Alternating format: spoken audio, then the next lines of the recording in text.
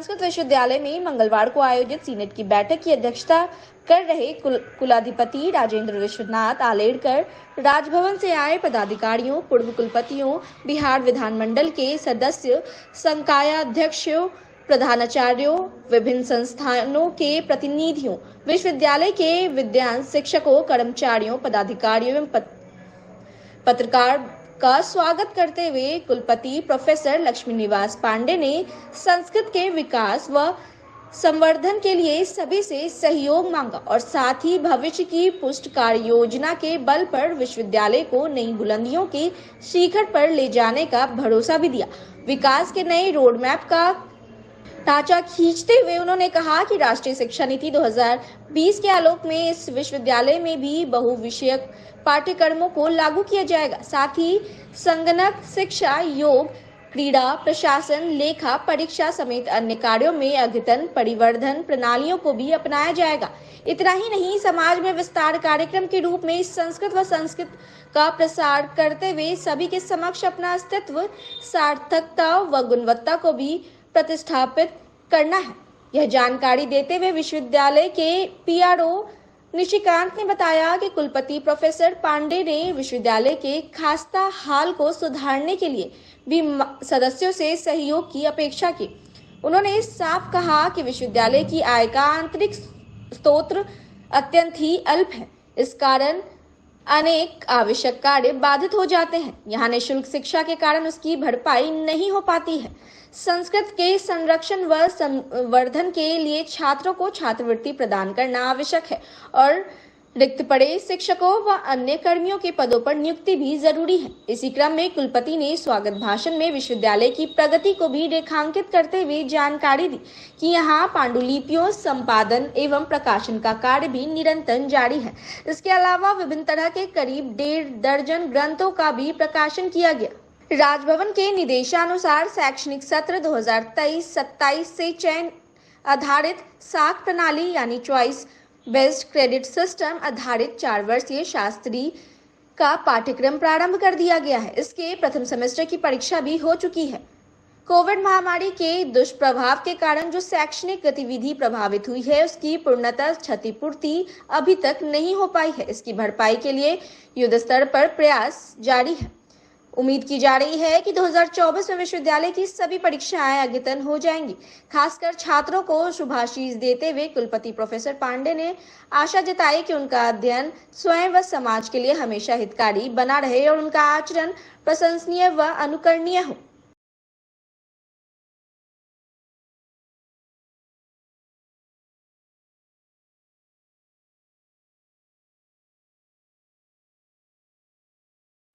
कामेश्वर सिंह दरभंगा संस्कृत विश्वविद्यालय में कुलाधिपति सह बिहार के राज्यपाल राजेंद्र विश्वनाथ आलेड़कर की अध्यक्षता में मंगलवार को कामेश्वर सिंह दरभंगा संस्कृत विश्वविद्यालय के सीनेट हॉल में आयोजित सीनेट की 47वीं बैठक में वित्तीय वर्ष 2024-25 के कुल 4,80,71,12,188 रुपए के घाटे का बजट स्वीकृत कर दिया गया।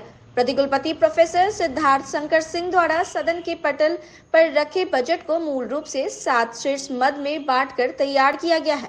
बजट में 6 स्नातकोत्तर विभागों, 31 अंगीभूत महाविद्यालयों संबद्ध 26 शास्त्रीय व 15 उप शास्त्रीय महाविद्यालयों यानी कुल 72 महाविद्यालयों के शिक्षक व शिक्षेतर कर्मचारियों के अलावा मुख्यालय के पदाधिकारियों व कर्मचारियों के लिए खर्चे प्रस्तावित हैं, जिसमें वेतन, सेवांत, लाभ और बकाये की अपेक्षित राशि को समावेशित किया गया है।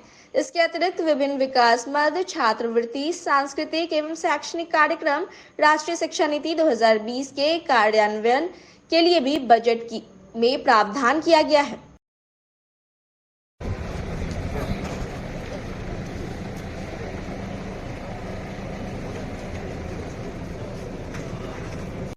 पिछले अनेक वर्षों से विश्वविद्यालय अपना अस्तित्व में है, परंतु जिस प्रकार से विश्वविद्यालय का विकास होना चाहिए था वह हो नहीं पाया, यह भी वास्तविकता है। जिससे आप सभी भी उसके आप पीड़ा महसूस करते होंगे, अनुभव करते होंगे। मुझे भी दुख होता है। पिछले 1 वर्ष में मैंने देखा, मैं किसी को दोष में देना नहीं चाहूंगा, परंतु इस अधिशद के सदस्य होने के नाते हम सबका यह दायित्व बनता है कि यह विश्वविद्यालय मेरा है और मैंने इसके उत्थान के लिए कुछ करने की आवश्यकता है। मैंने, बाकी के लोगों ने किया या नहीं किया इसकी तरफ में उंगली नहीं उठाऊंगा, लेकिन मैंने क्या करना चाहिए था। क्या हमारा कार्य उस समय समाप्त होता है कि जिस समय हमको अधिशद की बैठक में बुलाया जाता है।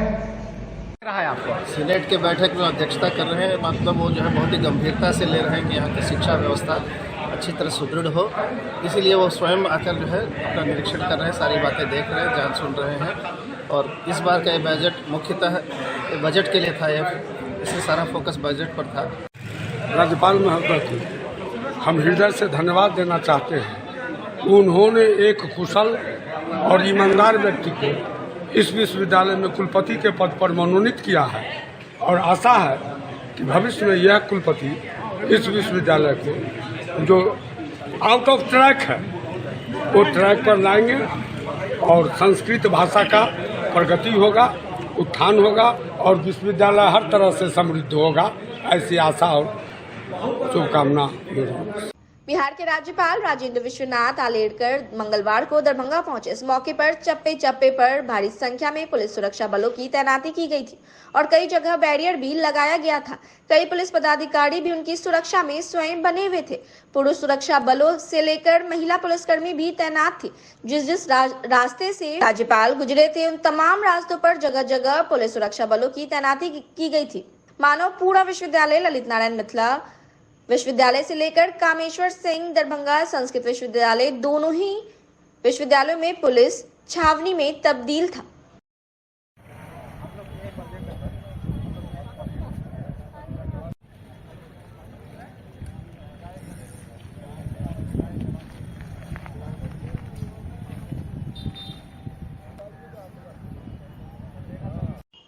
वित्त विभाग बिहार दरभंगा द्वारा आयोजित CFMS 2.0 का प्रशिक्षण कार्यक्रम आयोजन किया गया। दरभंगा समाहरणालय अवस्थित डॉक्टर भीमराव अंबेडकर सभागार में मंगलवार को वहीं आयोजित प्रशिक्षण में कई संबंधित पदाधिकारियों ने भाग लिया। CFMS 2.0 प्रशिक्षण के संबंध में हमने बात की वरीय कोषागार पदाधिकारी शंभू कुमार से, तो उन्होंने कहा कि पहले बहुत सारे ऐसे काम थे जो मैनुअल होते थे और साइट पर अपलोड कर दिया जाता था, लेकिन अब जो सारा काम होगा वो ऑनलाइन ही होगा। CFMS 2.0 प्रशिक्षण के संबंध में और भी कई महत्वपूर्ण बातों की जानकारी दी गई। CFMS 2 वित्त विभाग के द्वारा 1 अप्रैल 2024 से लागू किया जा रहा है। क्योंकि पूर्व में CFMS 1 से काम हो रहा था, अब 1 अप्रैल से जो हम लोग CFMS 2 पर काम करेंगे, इसलिए विधिवत ट्रेनिंग की आवश्यकता है ताकि सभी DDO और उनके मेकर चेकर सही ढंग से बिल बना सके। दिल्ली में नमाजियों के प्रति अपमान और हिंसा के खिलाफ भाकपा माले के 2 दिवसीय राष्ट्रव्यापी प्रतिवाद के तहत आज दरभंगा में भाकपा माले कार्यकर्ताओं ने नफरत व पुलिसिया बर्बरता पर रोक लगाओ, नफरत की राजनीति नहीं चलेगी आदि नारे लगाते हुए प्रतिवाद मार्च निकाला। प्रतिवाद मार्च में माले जिला सचिव बैजनाथ यादव, इंसाफ मंच के प्रदेश उपाध्यक्ष नियाज अहमद, एफवा जिला सचिव सनिक श्रीदेवी, अशोक पासवान, किसान महासभा जिला सचिव अभिषेक कुमार, एकटू जिला सचिव उमेश शाह, किसान महासभा जिला अध्यक्ष धर्मेश यादव, सनिक्षर पासवान, जमशेद रंजन सिंह, संजय राम, ललन पासवान सहित दर्जनों लोगों ने हिस्सा लिया। बड़ी संख्या में पार्टी नेता कार्यकर्ता शामिल थे। मार्च पोलो मैदान से शुरू हुआ और लहरिया टावर लोहिया चौक से पुनः वापस आकर लहरिया टावर पर सभा में तब्दील हो गया। इस मौके पर माले जिला सचिव बैजनाथ यादव ने कहा कि दिल्ली में नमाज पढ़ रहे युवकों पर जो पुलिसिया लात चली है, दरअसल वह बाबा साहेब डॉक्टर भीमराव अंबेडकर के बनाए गए संविधान पर हमला है। 2024 चुनाव के ठीक पहले इस तरह का सांप्रदायिक माहौल बनाकर भाजपा वोटों का ध्रुवीकरण करना चाह रही है। देश की जनता इसका मुकम्मल जवाब देगी। उन्होंने आगे कहा कि नमाजियों को लात से मारना भाजपा की नफरती राजनीति और उसके प्रचार प्रसार का परिणाम है।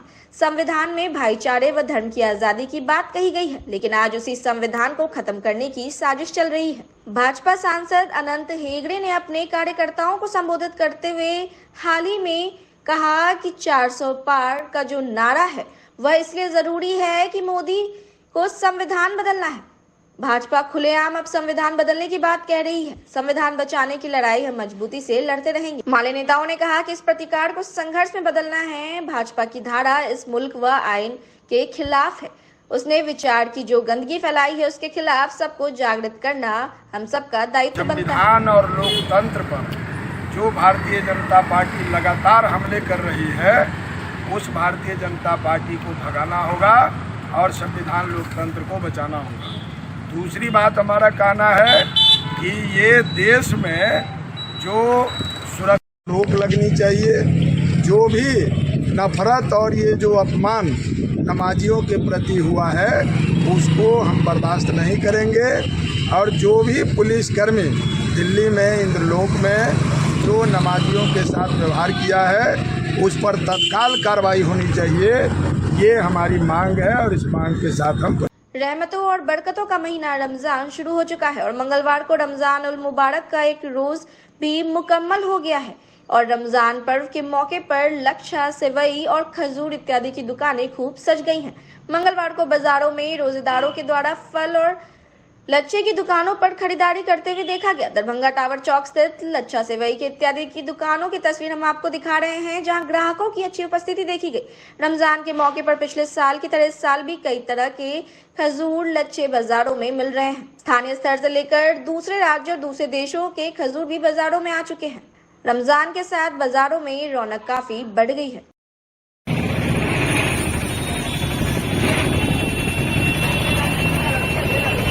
ये रमजान का पहला रोजा किस तरह का बिजनेस? हाँ, रमजान का तो माशाल्लाह बहुत अच्छा मार्केट है और रोजा भी अभी मौसम भी बहुत अच्छा है, ठीक है, उसमें कोई दिक्कत नहीं। आगे देखते हैं क्या उम्मीद कर रहे हैं, कैसा बिजनेस रहेगा इस बार? बिजनेस तो माशाल्लाह अल्लाह का शुक्र अच्छा है, मिला जुला के मिलेगा। यहाँ स्पाइसी है, 100 रुपए से स्टार्ट है, 500 रुपए तक कीजी है। किस तरह का लच्छा है जो 500 रुपए? रिफाइंड में है, डालडा में है, मिक्स डालडा है, सब तरह का है। सवाई है, नाटी सवाई, भुना सवाई, सब प्रकार का यहाँ आपको मिलेगा। ये सवाई वगैरह का क्या रेट पड़ रहा है? सवाई का आपको 60 का पैकेट है, 50 का पैकेट है, 100 का पैकेट है। बिहार के राज्यपाल राजेंद्र अलेड़कर इन दिनों 2 दिवसीय दौरे पर दरभंगा में है। आज इसी क्रम में राज्यपाल दरभंगा के सारा मोहनपुर स्थित मखायो फूड्स फैक्ट्री पहुंचे, जहां मखाना उत्पादन से लेकर तैयारी होने की विधि को बारीकी से देखा और सुनने के अलावा मिथिला मखाना का स्वाद भी चखा। पूरे फैक्ट्री में पहले घूम घूम कर मखाना फूड प्रोसेसिंग का पूरा तरीका देखा और फैक्ट्री के मालिक भुवन सरावगी से मखाना तैयार की पूरे विधि को समझते भी रहे। अलग अलग जगहों पर अलग अलग तरीके से मशीन द्वारा हो रहे काम को देखने के बाद राज्यपाल ने परंपरागत तरीके से मखाना तैयार होने की विधि को भी एक झोपड़ी में जाकर देखा, जहां महिला पुरुष मखाने के काले दाने को एक चूल्हे पर पहले गर्म करते, फिर मखाने के गर्म दाने को लकड़ी के बने हथौड़े से मार मखाना का लावा निकालने का काम किया जा रहा था। ताजा मखाना तैयार होता देख राज्यपाल काफी खुश दिखाई दिए और इससे इतने प्रभावित हुए कि उन्होंने वहां तैयार हो निकल रहे गर्मा गर्म मखाने को हाथों में लेकर खाया और स्वाद भी चखा। करीब 1 घंटे फैक्ट्री में समय बिताने के बाद राज्यपाल निकल गए। हालांकि निकलने से पहले राज्यपाल राजेंद्र अलेड़कर ने मीडिया से भी बात की। उन्होंने बताया कि मिथिला की पहचान ही माछ पान मखान है और आज वे मखाना उत्पादन देखने यहाँ पहुंचे। देखकर मन प्रसन्न हो गया। मिथिला का मखाना तो दुनिया में प्रसिद्ध है और इस मखाने से एक युवा ने नई पहचान बनाई है। हालांकि उनका परिवार भी मदद कर रहा है। इनके बावजूद बड़ी बात है कि ये घर वालों ने अपने बच्चों से नौकरी करने की चाहत नहीं रखी, न ही उसे नौकरी में जाने के लिए प्रेरित किया, बल्कि यहाँ के मखाने का कारोबार उन्होंने शुरू किया और आज इतना बड़ा कारोबार इन लोगों के पास खड़ा हो गया है। बिहार के युवा के लिए यह न सिर्फ एक सीख है, बल्कि इस पूरे बिहार के युवा को इससे सीखने की जरूरत है। युवा को ऐसे ही अलग अलग तरह के रोजगार में आने की जरूरत है। वहीं मखायो के मालिक भुवन सरावगी ने बताया कि राज्यपाल के आगमन से न सिर्फ उन्हें खुशी मिली, बल्कि राज्यपाल ने उनका कारोबार देख उनका उत्साहवर्धन भी किया। उन्होंने बताया कि मशीनी स्तर से लेकर पारंपरिक तरीके से मखाना उत्पादन देखने और जानने का प्रयास कर रहे थे। हमने भी उन्हें दोनों तरह के मखाना प्रोसेसिंग की को दिखाया और गर्मा गर्म तैयार हो रहे मखाने का भी स्वाद चखाया। उन्होंने मुझे यहाँ आकर आशीर्वाद दिया, यह उनके लिए बड़ी बात है। मालूम हो कि मकायो फूड्स के मालिक भुवन सरावगी दरभंगा नगर विधायक संजय सरावगी के पुत्र हैं और पिछले करीब 10 वर्षों से मखाना फूड प्रोसेसिंग को लेकर लगातार न सिर्फ बहुत काम किया बल्कि एक बड़ा प्रोजेक्ट भी अब दरभंगा में तैयार कर लिया है, जहां हजारों टन मखाना का कारोबार मशीन के अलावा परंपरागत तरीके से होता है। पान, माछ और मखान। तो मखान देखने के लिए मैं यहाँ आया हूँ, कैसे प्रोसेसिंग होता है, क्या होता है। पूरे दुनिया भर में इसका नाम है मखाना का, और मुझे बहुत खुशी है कि हमारे भाई साहब यहाँ कर रहे हैं, विधायक जी और उनके सभी परिवार इसमें जुड़ा हुआ है। और अपने देश की एक पहचान यहाँ से शुरू होते देखकर मुझे और भी गर्व होने लगा है कि मैं बिहार का हूँ। तो इसीलिए मैं देखने के लिए आया। तो बहुत अच्छा प्रोसेसिंग चल रहा है। सबसे अहम बात यह है कि इन्होंने जो परंपरागत ट्रेडिशनली जो था उसमें और थोड़ा टेक्निक जोड़ा है, और उसका जो एक मैकेनाइजेशन करने की आवश्यकता थी वो भी की है। इससे प्रोडक्शन भी बढ़ता है और इससे ज़्यादा प्रमाण में उसके उत्पाद होता जाता है, और पूरे देश भर में विदेशों में इसकी पहचान होती है। बहुत अच्छा सुंदर है। मैं सबको इनके पिताजी तो हैं, ये तो सबके इनके मार्गदर्शक हैं। और कहाँ है अपने साहब? इनका तो इसमें इतना बड़ा सहयोग है, और इनके दोनों बेटे जो हैं उन्होंने भी इसको किया है। सब तो होता रहेगा। बताइए, राज्यपाल आए थे, क्या देखे, क्या बताया आपने? बहुत ही खुशी हुआ कि हमें एक अवसर प्राप्त हुआ बिहार के माननीय राज्यपाल महोदय को स्वागत करने का। बहुत खुशी से हमने उनको अपना यूनिट दिखाया, हम क्या काम कर रहे हैं उसमें, और मखाना का डेवलपमेंट में हम क्या काम कर रहे हैं। तो उनको भी अच्छा लगा देख के। उन्होंने भी इस चीज़ का तारीफ़ किया कि ये लोग जो ट्रेडिशनल प्रोसेस चल रहा है उसी में कुछ ये लोग एडिशन करके कर रहे हैं। तो उनका हमें आशीर्वाद प्राप्त हुआ।